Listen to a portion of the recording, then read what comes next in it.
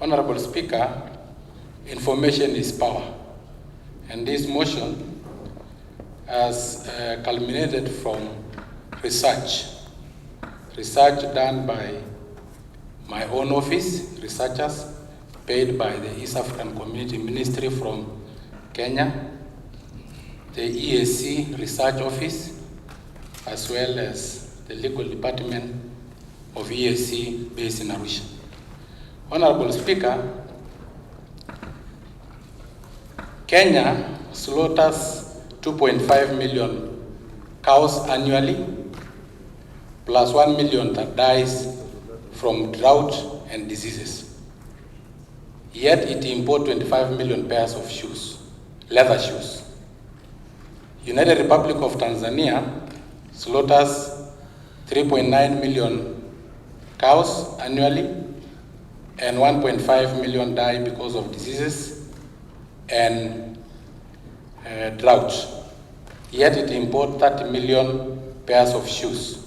Uganda slaughters 1.5 million cows annually, 0.5 million dies out of hunger, yet we don't have the information on importation of shoes in Uganda because there is a ban on importation of the same. DRC slaughters 2 million cows annually, 0.5 million die of drought and diseases, and yet it imports 20 million pairs of shoes.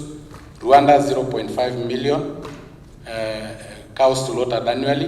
We don't have the data on how many die of drought and diseases, yet it imports 5 million pairs of shoes. Republic of South Sudan slaughters 1 million cows annually, 0.3 million dies out of drought and hunger and diseases, yet it imports 10 million pairs of leather shoes. Burundi slaughters 0.1 million cows annually. We don't have data on how many dies out of drought and diseases, and import 0.7 million pairs of shoes annually. So, Honorable Speaker, we in East Africa have hides from our cows slaughtered and dead by around 15.3 million. Each cow hide can produce 20 pairs of shoes.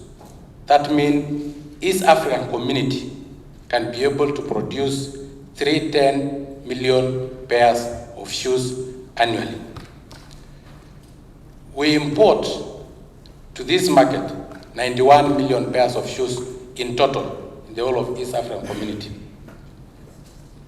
We have 1 or 2 million school-going children who require leather shoes. We have 1 million, close to 1 million police and army officers who at all time wear leather shoes. Honorable Speaker, this one does not even include skins and hides from goats, sheep, and camels.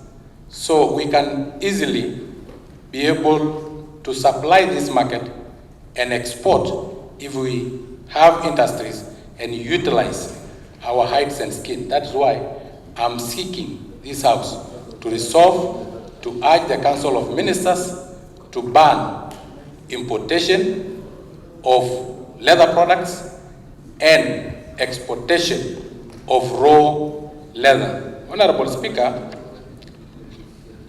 if this one happens, we will be able to have industries worth $30 billion of the leather industry within the East Africa community.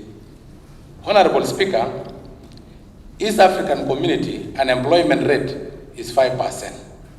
And this proposal, when it goes through, will come up with leather industries across the East African community that will be able to employ not less than 15 million people.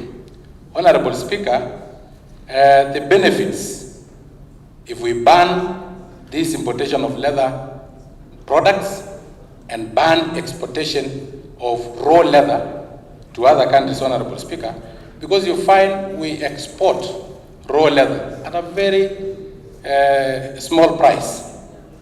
Then value added in India, China, and other places, our own leather sent back to us at a very high price, Honorable Speaker. Honorable Speaker, the benefit is that we'll be having revenue in terms of taxes.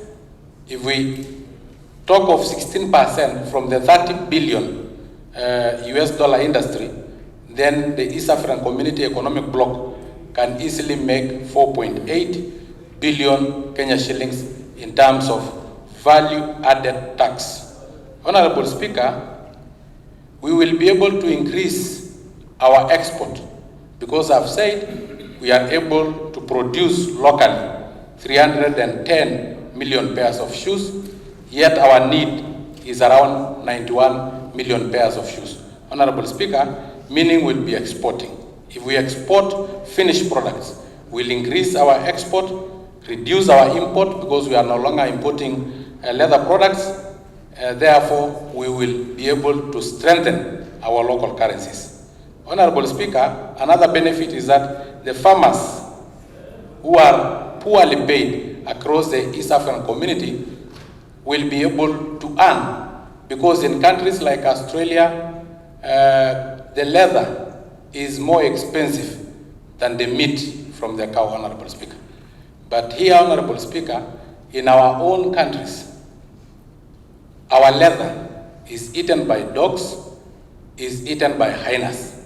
Our leather goes to waste. We utilize locally around 7% of our leather. We export another almost 8%.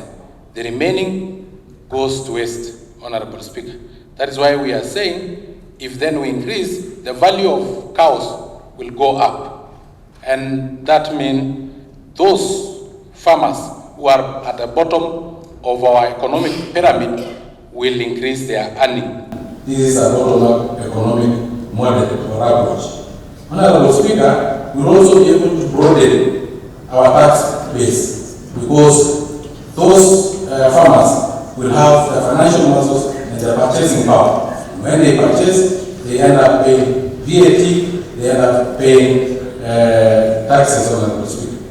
Honorable Speaker, the only disadvantage that this motion have is that there are those people who earn from importation of leather products. There are, in that total chain, there is 100,000 people who earn from importation of leather products. The importers and those who are suppliers and so on. Honorable Speaker, but if you lose 100,000 jobs and create 1.2 million, I think the advantages outweigh the disadvantage. Honorable Speaker, if we are able to have leather products, more than 300 million pairs of shoes, jackets, leather jackets, wallets, bags, all written made in East African community, we will be able to take advantage of our economic bloc, which is the economic bloc all over the world that have the longest coastline of approximately 5,500 kilometers. It is only our economic bloc that touches on two major oceans, the Atlantic Ocean as well as the Indian Ocean and the Gulf of Aden, Honorable Speaker. Honorable Speaker, so all products that we'll be able to produce here will be exported to all over the world. The last bit, Honorable Speaker, that I want to mention is that this investment in leather industry is a labor-intensive investment. It is not capital-intensive investment. You require very little money to be able to set up industry. And what the government has to do is not to set aside any budgetary allocation, not to set aside any finances, only to ban, and they will be mushrooming of these industries because they are labor-intensive, they are not capital-intensive. When poor countries invest in capital intensive, it means they have to borrow to be able to support that investment or to finance that investment. But when countries, poor countries, invest in labor intensive, what they require is labor. And as East African community, bloc, and even the whole of Africa, we are blessed with a human capital. Our youth are totally unemployed, most of them. I've said it's almost 15% the rate of unemployment. 15 million youth within East African community are not employed. This is a labor capital that we need to utilize using the labor-intensive investment like the leather industry and even the timber industry. Honorable Speaker, with those very many remarks, I wish to submit and urge this House, please support this motion. It's very necessary, it's very timely, and I'm sure we will all reap from it and our countries will reap from it. Thank you so much for listening to me. I've seen there is no you're talking. They have really listened and understood. Thank you very much. Thank you, Honorable Sankok. The motion removed on the floor is that this assembly do resolve to add the Council of Ministers and Department States to ban export of low heights and skills and the importation